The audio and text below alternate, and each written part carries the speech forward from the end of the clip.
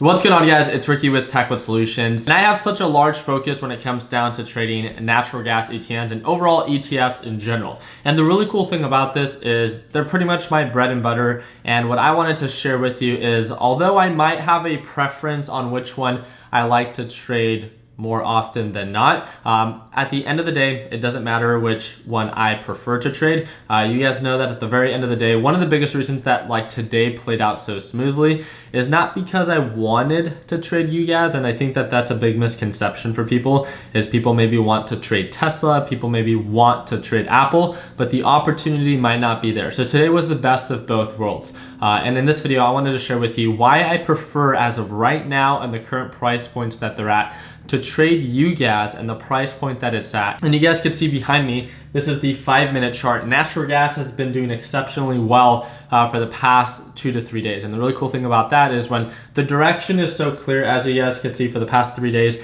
natural gas has been making higher highs and higher lows. Overall, it's been showing signs of an uptrend.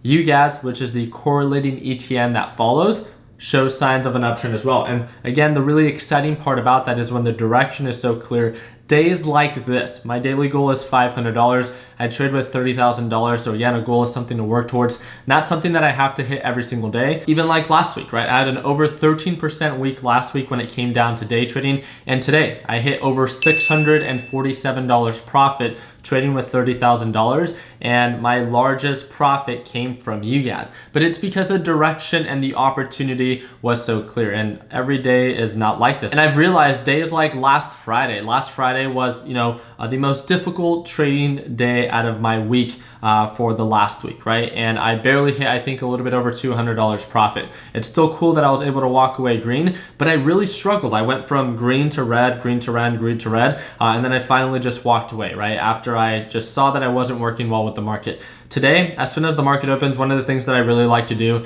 is I like to enter with a small position size. I had an amazing time trading live with the Learn Plan Profit group. We're having a lot of fun. I was taking a couple different positions. I ended up having to cut losses on my initial position. I first locked in profits on you guys, and then I cut losses on you guys because it then began to change direction. But the really cool thing about that is, again, we were kind of just stretching, having fun with it. And one of the reasons that I wanted to make this video is, why do I prefer to trade you guys more than D gas right now? So at the end of the day, you guys, I hope that you guys all know that my main focus is direction. So if natural gas is consistently uptrending, or if natural gas is consistently downtrending, that is going to be where I really pay attention to. So it doesn't matter what I prefer to trade. I need to make sure that I focus on the opportunity. But if I had an option, which again, there's nothing wrong with sharing that, which one would I prefer? And the reason that I prefer to trade you gas right now is because of the spread on D gas. And I think that you would only understand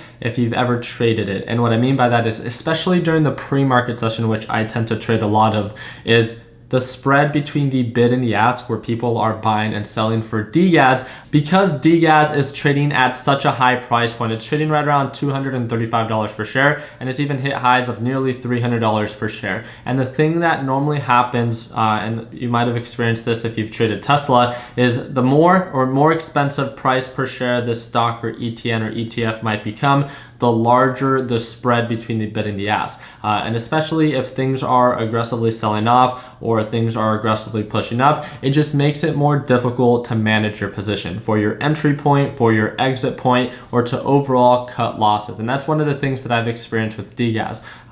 It became very easy to trade DGAS as natural gas was selling off. I'm not trying to take anything away from DGAS and how simple it can be when the direction is super clear. But maybe when the direction is not as clear and you enter a DGAS position, you might struggle to get filled at the price point that you might desire, right? You might want to go in with a limit order, but you might be struggling to get filled just because the bid and the ask are so far apart, right? And then when it drops, it aggressively might drop, or when it pushes, it might aggressively push, and then you missed out on your entries. So I know a lot of you guys might agree with me, and one of the things that I wanted to share with you is, although that I might prefer to trade you guys right now more than DGAS because it's easier to enter, it's easier to exit, it's easier to cut losses because the spread is a little bit less, at the end of the day, it doesn't matter which one I prefer. It comes down to which one presents more of a clear opportunity. So although I really do like trading UGAS, especially when the direction is in its favor. It actually, if I'm not mistaken,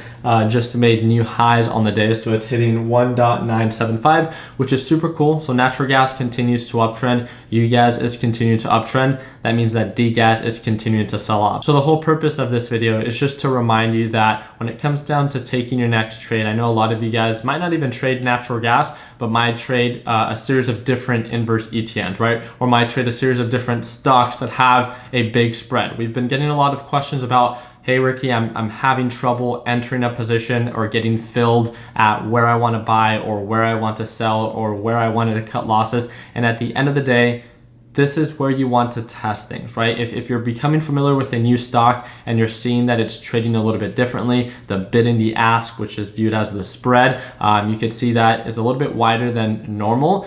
This is where you want to test things out. It's not where you want to enter an aggressive position and try to make it or break it. But again, you want to make this whole trading thing something that you can either enjoy and also learn from.